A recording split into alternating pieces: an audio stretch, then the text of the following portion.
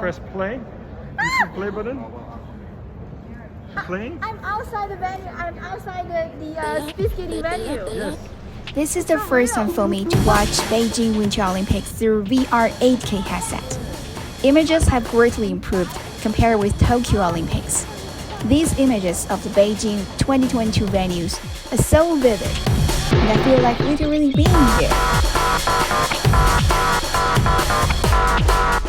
So I want to show you what I saw through the goggles. I was on the ice where athletes were skating around. They were so close to me.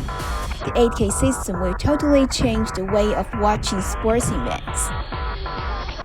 So I'm going to interview the technicians who are working on the VR Olympics.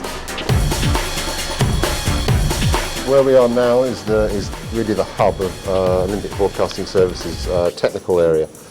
This room here is the International Transmission MCR, or Master Control Room. Yes. And this allows our team here that you see to monitor all the incoming pictures. So on one side you see all the incoming video feeds from all the different venues around Beijing and from the map.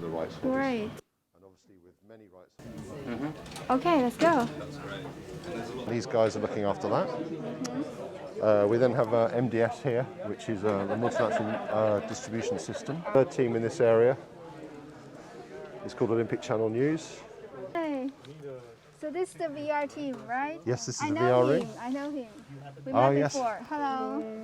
So this is the VR studio for all the VR content that we put out.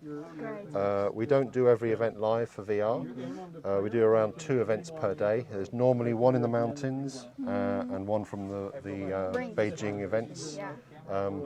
And we don't do every sport because, in truth, not every sport works very well in VR, and some do work well. So where it works well is where we can get close to the athletes. And for that reason, we select certain sports to offer live coverage for. On top of the live coverage, we also create highlights and features from all the other sports. So every single sport is covered in VR in some way or other. The big highlight really for us for VR this year is we're offering 8K coverage for the first time. Yeah.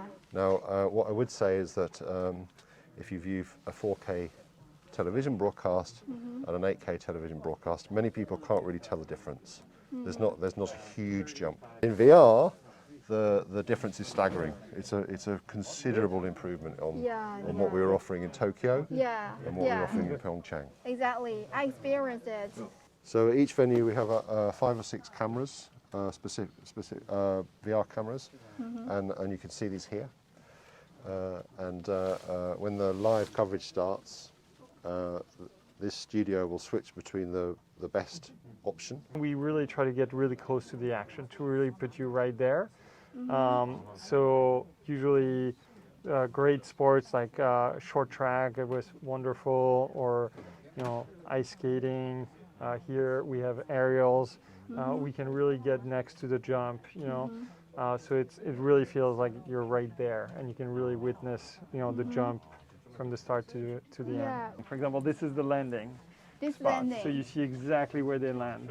Okay. We overlay graphics on top of it, so we have the TV feed as a virtual jumbotron, and we can make it zoom out for the replays, so that after there's a beautiful jump, you will see the replay with all the close-up and the slow motion from OBS as well.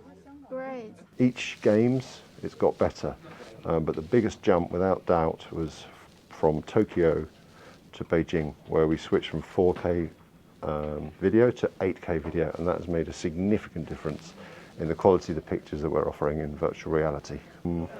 People like to see what's going on in the surroundings, so they like to see the cameraman on the side, or the crowd, or the judges, and being able to see everything that's happening in a stadium is a very different experience to what you would see on television. Really, this is what virtual reality is all about. It's about putting the viewer in the venue and being there and feeling like they're being there. And clearly, with the pandemic and the restrictions on access to the venue, this definitely helps fill that gap.